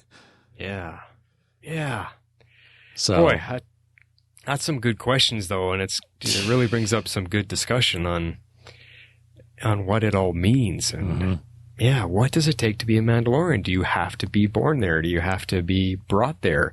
Do you have to just agree to the lifestyle and agree to the code? Is there some kind of test you have to pass to prove your loyalty? Is there, do you have to get a branding of some kind? Like what does it take to be allowed to wear the armor and be part of this group? That's a great question. I hope we answered Corey's as much as we could, but yeah, I mean, we didn't give him a definitive answer. I just hope we maybe opened his eyes to some other possibilities of which way it could go. Yeah, because I think that one is open for discussion still until we get answers from the TV show itself. Agreed. Yeah. But yes. Great topic. Much appreciated, though, Corey. Thanks for sending that in. And yeah, I actually have listened to your guys' podcast a couple times too, and checked out your website. If you guys are interested at all in Star Wars books, these guys have got it laid out in amazing fashion, depending on what you're interested in, old, new, current, certain storylines. They've got it all broken down. It's fantastic. And I think that's utini.com. So is it youtini.com? Yep, that's right. There you go. Yeah. There you go, guys. All right. Well, thanks for that, and thanks everyone else for your feedback. That's good. It's starting to grow. We're up to 4 feedbacks now, so I hope this keeps growing. Yes. If you'd like to be a part of the show, you can send in feedback to theMandaLorepodcast at gmail.com. And also join our Facebook group. Otherwise, if you don't, we'll put a bounty on your head.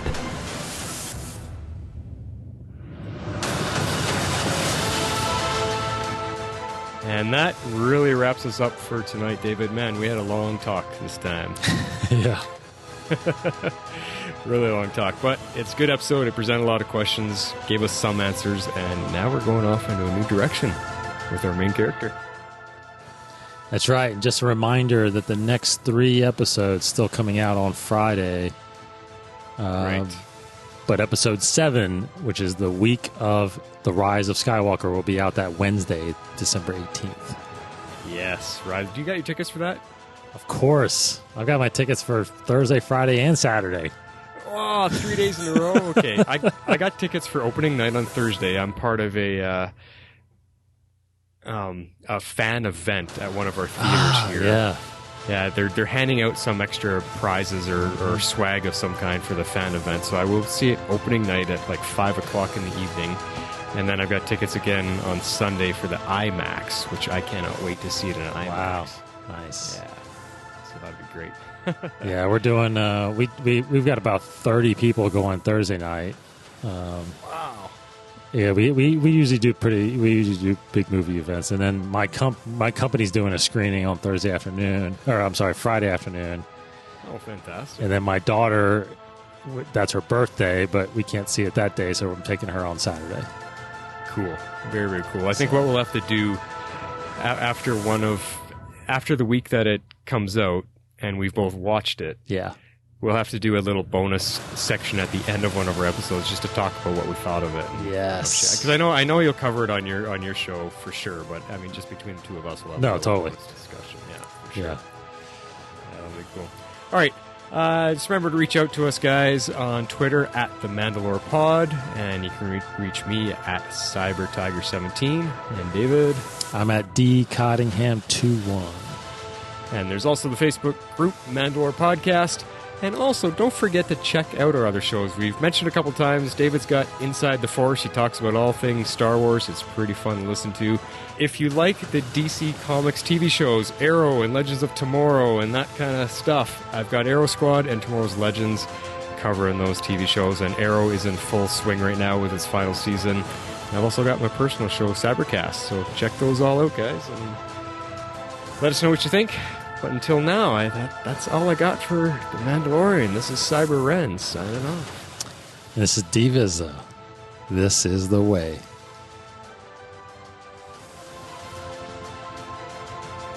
The MandaLore is not affiliated with Disney, Lucasfilm, or Fairview Entertainment.